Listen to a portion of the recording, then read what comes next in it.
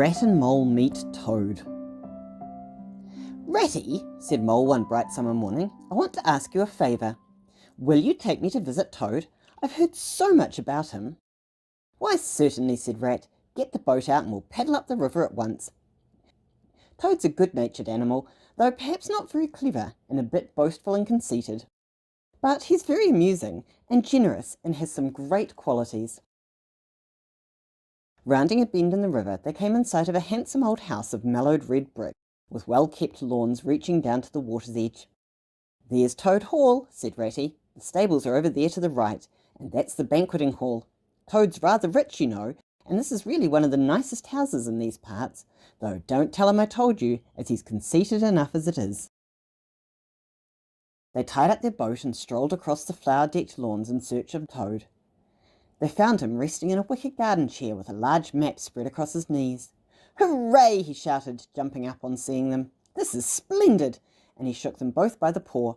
"You don't know how lucky it is, you turning up just now. Come with me, Ratty, and your friend also, if he'll be so very good, just as far as the stable yard, and you'll see what you shall see." Toad led the way, Rat following behind with a most distrustful expression. And there, drawn out of the coach house into the open, they saw a gypsy caravan painted canary yellow picked out with green and red wheels. "There you are," said Toad. "Come inside and look at the arrangements. Planned 'em all myself, I did." A very excited Mole followed Toad into the caravan, but Rat only snorted and thrust his hands deep into his pockets, remaining where he was. It was indeed very compact and comfortable. Little sleeping bunks, a little table that folded up against the wall, a cooking stove, lockers, bookshelves, a birdcage with a bird in it, and pots, pans, jugs and kettles of every size and variety. "All complete," said Toad, pulling open a locker. "You'll find that nothing whatever has been forgotten when we make our start this afternoon." "I beg your pardon?" said Rat slowly as he chewed a straw. "Did I ever hear you saying something about we and start and this afternoon?" "Now, you dear good old Ratty," said Toad, "don't begin talking in that stiff and sniffy sort of way, because you know you've got to come. I can't possibly manage without you, so please consider it settled and don't argue. It's the one thing I can't stand. You surely don't mean to stick to your dull old river all your life and just live in a hole in a bank in a boat, do you? I want to show you the world. I'm going to make an animal of you, my boy." Somehow, it soon seemed taken for granted by all three of them that the trip was settled, and Rat, though still unconvinced in his mind, allowed his good nature to override his personal objections. When they were quite ready and the old grey horse was harnessed, they set off, all talking at once, each animal either trudging by the side of the caravan or sitting on the shaft. It was a golden afternoon, and rabbits sitting up at their front doors in the hedgerows held up their forepaws and waved. Late that evening, tired and far from home, they stopped and ate a simple supper on the grass.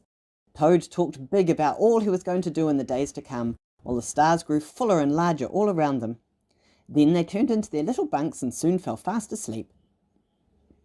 When the sun rose in the morning, Mole and Rat got up, made a fire and washed last night's plates and cups, while Toad slept soundly. And though they shook him hard and shouted, Toad just would not wake up. So Mole and Ratty trudged off to a farm to buy some butter and eggs and all the other things that Toad had forgotten to provide. After breakfast, Mole led the horse by the reins, while Rat and Toad strolled along behind. They had not gone very far, however, when they heard a faint hum like the drone of a distant bee. Then, in an instant, there was a blast of wind and a whirl of sound that made them jump for the ditch.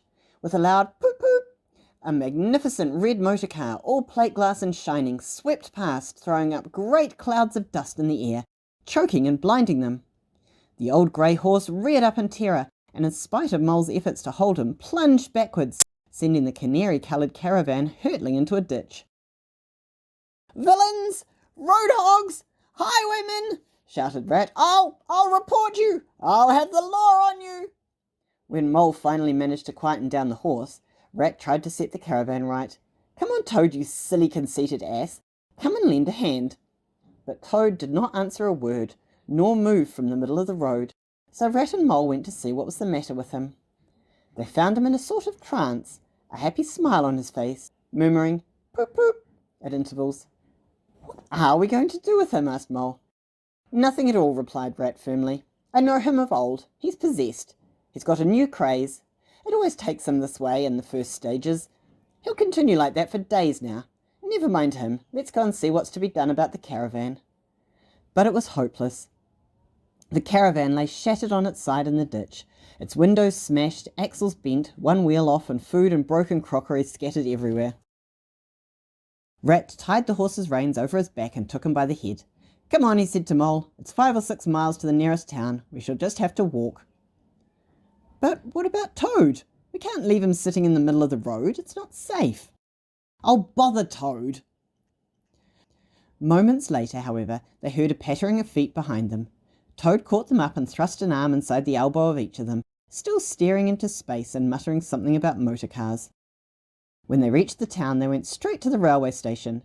There they left Toad in the waiting room and took the horse to a stable, giving instructions about the caravan and its contents. Then, catching a slow train, they eventually reached the station not far from Toad Hall. There they left the muttering, sleepwalking Toad and set off for home in their boat. Very late and very tired, they finally sat down to supper in their own cosy riverside home.